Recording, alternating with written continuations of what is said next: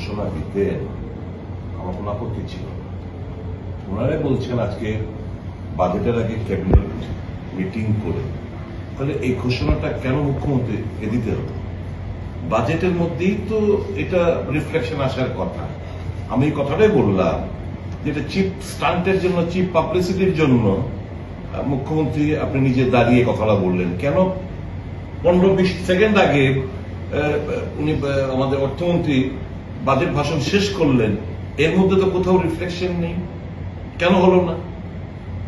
তার মানে অর্থটা কি? তার মানে খাটো করে অর্থমন্ত্রীকে খাটো করে দেখানো, এবং এটা পার্লামেন্টারি প্র্যাকটিস এন্ড প্রসিডিউরের নিয়ম নীতি না।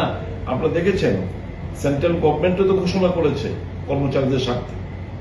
ফিনান্স মিনিস্টার নির্মলা সীতারামনকে দেওয়া বলেছে, মোদী ঘোষণা করেননি।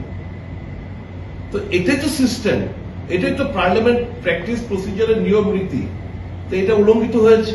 যে স্বাভাবিকভাবেই আমি ওনাদের দৃষ্টি আকর্ষণ করলাম, এখন যদি এর ব্যাখ্যা যদি হয় যে আমরা খুশি না, এটা তো সাগর মে গুণ জেসা হয়, কত পাওনা আর কত পেয়েছে।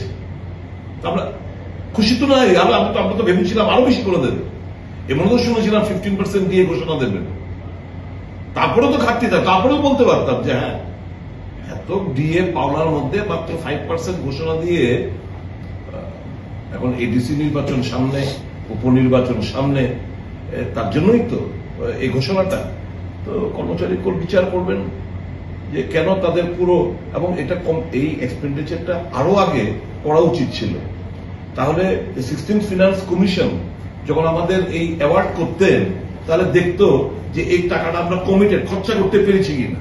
বহু লেটে করেছেন। এখন এটা আমাদের যে অ্যাওয়ার্ড হবে 16th ফিনান্স কমিশনের, it will not be reflected. যখন এরা টাকা আমাদেরকে দেবে যে ফর্মুলা মোতাবেক, তখন এটা আমাদের করা উচিত ছিল অক্টোবরের মধ্যে, গত বছর অক্টোবরের মধ্যে। এখন আমরা পরের বছর আমরা এটা কিন্তু মার্চ মাসের ঘোষণা দিলাম 1 এপ্রিল থেকে। তো অর্থ ফিনান্স কমিশন যেহেতু আমরা কমিটেড করিনি, আমাদের আগামী দিনগুলোতে এটা কিন্তু কর্মচারী এবং পেনশনারদের জন্য একটা খুব নেগেটিভ ইম্প্যাক্ট থাকবে এই টাকা অ্যাওয়ার্ড করার ক্ষেত্রে।